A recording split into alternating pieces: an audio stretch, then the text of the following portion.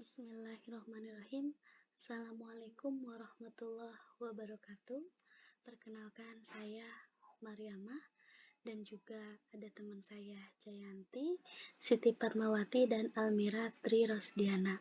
Nah, kami di sini merupakan satu kelompok dari mata kuliah Supply Chain Management, di mana kami akan menjelaskan mengenai Supply Chain Management atau SCM di PT Medi Utama Indonesia Tbk. Nah, sebelum masuk kepada pembahasan, di sini saya akan perkenalkan dulu PT Medi Utama Indonesia yang menjadi objek kita dalam menganalisis SCM. Nah, di sini PT Medi Utama Indonesia didirikan dengan nama PT Medimart Utama. Nah, itu pada tanggal 28 Juni 2007 dan mulai beroperasi secara komersial pada tahun 2007 juga. Nah, kantor pusat Medi ini berlokasi di Jalan MH Tamrin, nomor 9 Cikokol, Tangerang. Nah, saat ini PT Medi ini sudah memiliki 1000 lebih outlet yang tersebar di seluruh Indonesia. Nah, kita langsung ke pembahasan. Sebelum membahas mengenai supply chain di PT Medi, kita akan bahas dulu pengertian dari supply chain. Nah, supply chain ini atau SCM secara umum merupakan kegiatan yang meliputi perencanaan, pengaturan, dan penjadwalan arus produk dari mulai pengadaan barang hingga pendistribusian kepada konsumen. Nah, SCM memiliki tujuan yaitu menyelaraskan antara permintaan dan penawaran secara efektif dan efisien. Nah, berikutnya ada material flow, artinya bagaimana Alfamidi ini mendapatkan produk-produk yang siap jual yang kemudian didistribusikan kepada konsumen. Nah, pertama kita akan bahas dulu suppliernya. Nah, Alfamidi ini memiliki banyak supplier atau PT-PT yang mensuplaikan barangnya ya atau memasukkan barangnya ke PT Medi Utama. Nah, di sini PT Medi Utama memiliki suplai PT Mayora Tbk. Nah, di sini seperti yang kita ketahui PT Mayora ini memproduksi banyak sekali produk ya, terutama produk food, yaitu terdiri dari coklat, wafer ya, yang sering kita jumpai di banyak minimarket atau supermarket yang diproduksi oleh PT Mayora. Nah, yang kedua misalnya dari PT CS2 Pola Sehat. Nah, di sini juga dia memproduksi banyak sekali food atau produk food atau non food ya, berupa misalnya minuman, makanan. Nah, banyak sekali yang disuplai kepada PT Medi Utama.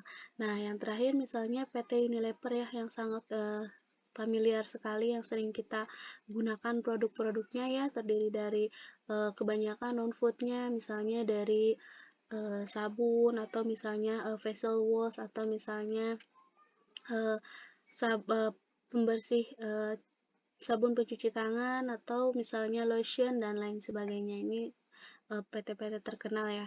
Nah, mereka mensuplai produk-produk yang mereka hasilkan kepada PT Medi Utama, yang kemudian dari PT Medi Utama produk yang sudah disuplai dari mereka ini disimpan ya, disimpan di DC atau Distribution Center. Nah, kebetulan DC Alfamidi ini, DC terbesarnya ini terletak di Jalan MH Tamrin juga, jadi memang di belakang dari office-nya PT Medi. Nah, di sini dari distribusi ini kan nggak mungkin langsung ke konsumen, tapi ada lagi tahap yaitu distribusi. Nah, dari distribusi baru kemudian akan disampaikan produk-produk tersebut kepada outlet-outlet Alfamidi yang ada atau yang tersebar di seluruh Indonesia. Yang kemudian pada akhirnya akan sampailah produk itu kepada kita sebagai konsumen, seperti itu. Nah, selanjutnya kita akan bahas mengenai information flow-nya. Jadi informasi-informasi apa saja sih yang harus dilakukan, yang didapatkan oleh PT Medi Utama Indonesia ini. Nah, yang pertama, PT Medi Indonesia ini akan mendapatkan sejumlah data atau informasi dari outlet-outlet Alfamidi yang tersebar di seluruh Indonesia mengenai barang atau produk apa saja yang memang dibutuhkan di outlet tersebut.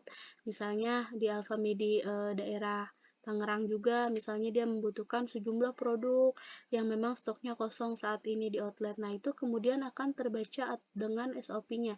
Dengan sendirinya akan dibaca oleh office. Nah, melalui tahapan ini ya, melalui tahap pencatatan dan juga laporan yang dikirimkan oleh outlet tersebut kepada office. Nah, kemudian dari office ini dia akan melakukan purchase order ya, PO kepada supplier atau kepada PT-PT yang mensuplai produk tersebut. Nah, nanti dari supplier ini dia akan mengirimkan production capacity atau kapasitas produknya kepada PT MIDI. Nah, setelah ini selesai, kemudian dari PT MIDI otomatis akan disimpan di DC-nya ya, di DC terbesarnya. Nah, dari DC ini akan didistribusikan. Nah, ada informasi yang disampaikan dari perusahaan kepada pihak distribusi, yaitu mengenai delivery schedule, artinya jadwal pengiriman dan juga produk specification, artinya spesifikasi produk. Kapan barang harus dikirim dan apa saja barang yang harus dikirim, seperti itu.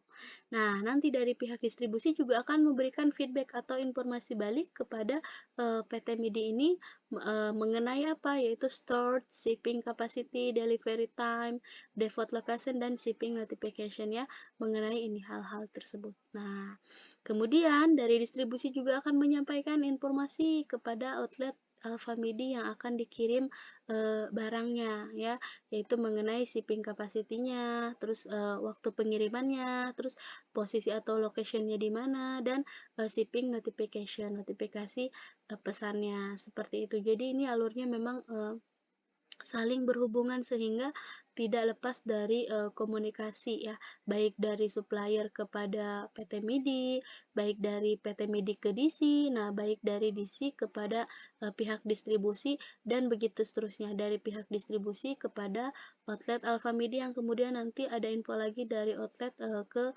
perusahaan, nah ke PT MIDI. Jadi seperti itu alurnya. Nah, semoga materi ini dapat membantu dan juga bisa dipahami. Terima kasih. Wassalamualaikum warahmatullahi wabarakatuh.